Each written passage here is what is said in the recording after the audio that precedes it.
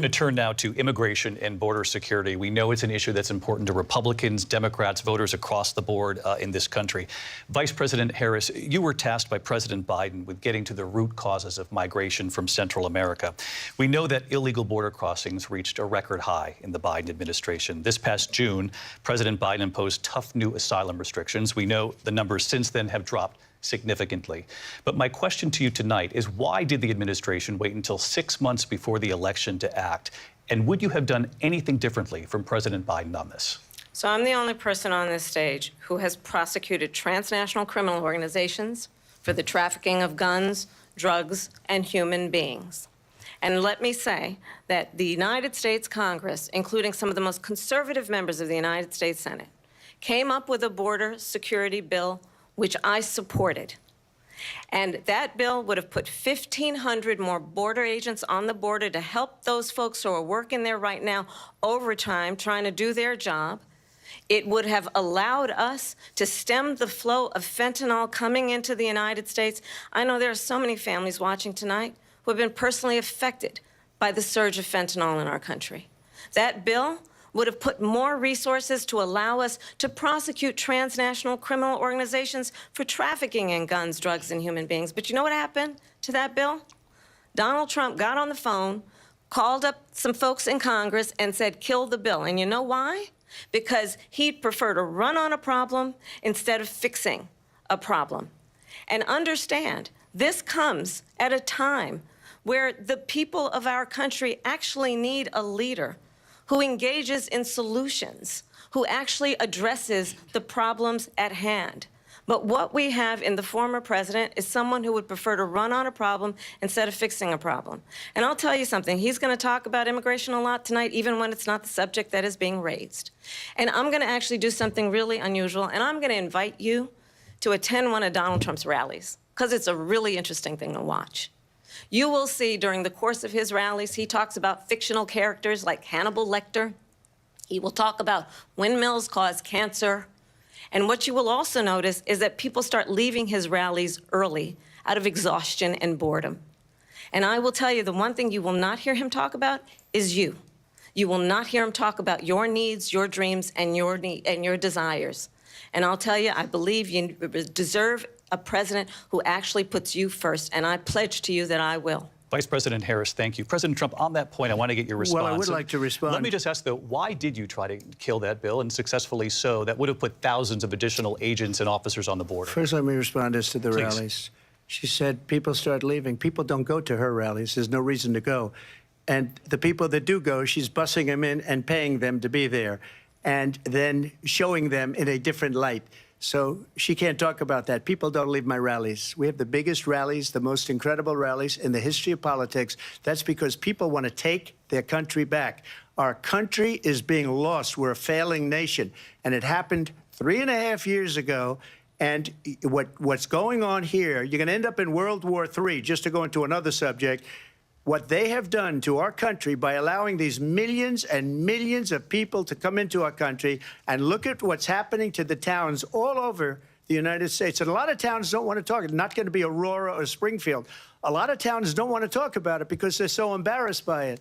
In Springfield, they're eating the dogs, the people that came in. They're eating the cats. They're eating the pets of the people that live there. And this is what's happening in our country, and it's a shame. As far as rallies are concerned, as far as the reason they go is they like what I say. They want to bring our country back. They want to make America great again. It's a very simple phrase, make America great again.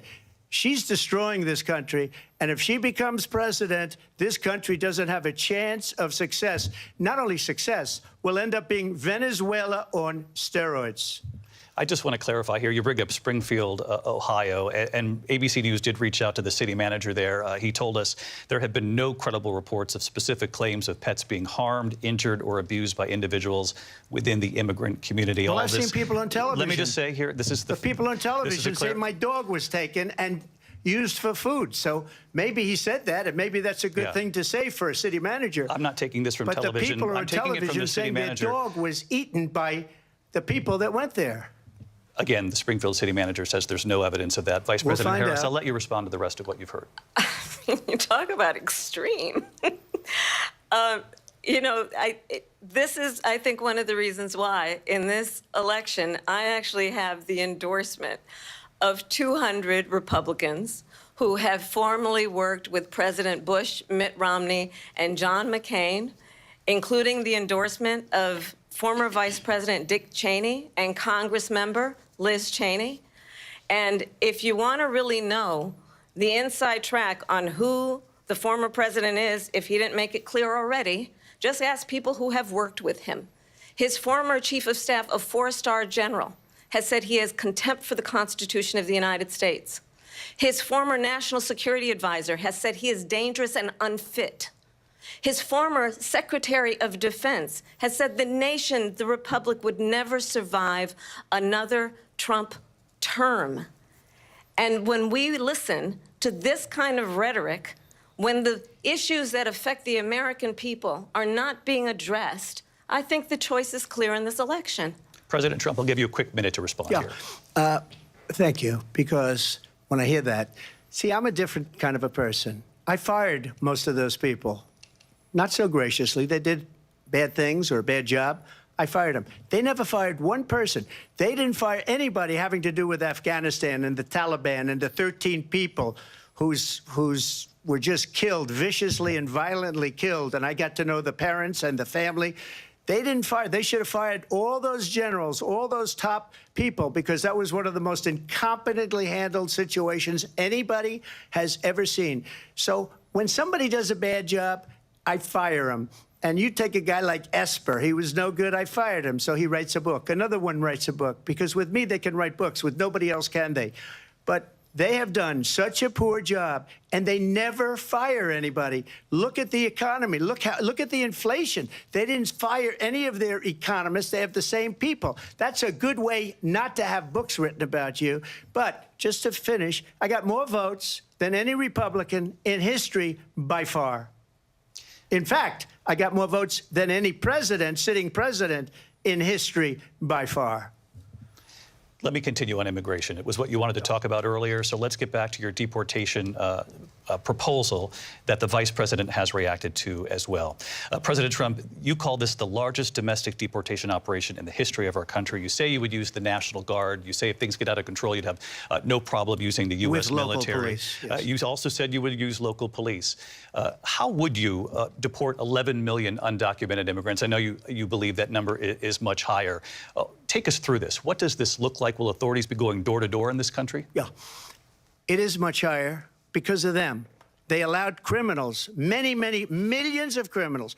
They allowed terrorists. They allowed common street criminals. They allowed people to come in, drug dealers, to come into our country. And they're now in the United States and told by their countries like Venezuela, don't ever come back or we're going to kill you. Do you know that crime in Venezuela and crime in countries all over the world is way down? You know why? Because they've taken their criminals off the street and they've given them to her to put into our country. And this will be one of the greatest mistakes in history for them to allow. And I think they probably did it because they think they're going to get votes, but it's not worth it because they're destroying the fabric of our country by what they've done. There's never been anything done like this at all. They've destroyed the fabric of our country. Millions of people let in. And all over the world, crime is down. All over the world except here. Crime here is up and through the roof. Despite their fraudulent statements that they made, crime in this country is through the roof. And we have a new form of crime. It's called migrant crime. And it's happening at levels that nobody thought possible. President Trump, as you know, the FBI says overall violent crime is actually coming down in this country. But Vice President Harris, the FBI they were defrauding statements. They didn't include the worst cities. They didn't include the cities with the worst crime. It was a fraud, just like their number of 818,000 jobs that they said they created turned out to be a fraud. President Trump, thank you. I'll let you respond, Vice President Harris. Well, I think this is so rich coming from someone who has been prosecuted for national security crimes, economic crimes, election interference, has been found liable for sexual assault, and his next big court appearance is in November at his own criminal sentencing. And let's be clear where each person stands on the issue of what is important about respect for the rule of law and respect for law enforcement. The former vice president called for defunding federal law enforcement, 45,000 agents, get this, on the day after he was arraigned on 34 felony counts. So let's talk about what is important in this race. It is important that we move forward, that we turn the page on this same old tired rhetoric and address the needs of the American people, address what we need to do about the housing shortage, which I have a plan for, address what we must do to support our small businesses, address bringing down the price of groceries. But frankly, the American people are exhausted with this same old tired playbook. Vice President Harris, thank you. Excuse me. Every one of those cases was started by them against their political opponent. And I'm winning most of them, and I will win the rest on appeal. And you saw that with the decision that came down just recently from the Supreme Court. I'm winning most of them. But those are cases, it's called weaponization. Never happened in this country. They weaponized the Justice Department. Every one of those cases was involved with the DOJ, from Atlanta and Fani Willis to the Attorney General of New York and the DA in New York. Every one of those cases. And then they say, oh, he's a criminal. They're the ones that made them go after me. By the way, Joe Biden was found essentially guilty on the documents case. And what happened in my documents case? They said, oh, that's the toughest of them all. A complete and total victory. 2 months ago, it was thrown out. It's weaponization, and they used it, and it's never happened in this country. They used it to try and win an election. They're fake cases. President Trump, thank you. A really quick response here, Vice President Harris, on this notion of weaponization of the Justice Department. Well, let's talk about extreme and understand the context in which this election in 2024 is taking place. The United States Supreme Court recently ruled that the former president would essentially be immune from any misconduct if he were to enter the White House again. Understand, this is someone who has openly said he would terminate, I'm quoting, terminate the Constitution of the United States, that he would weaponize the Department of Justice against his political enemies.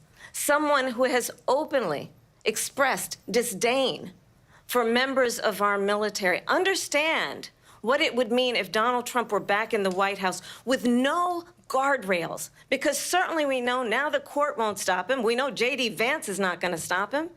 It's up to the American people Vice President to stop Harris, him. thank you. Lindsay? Vice President Harris, in your last run for president.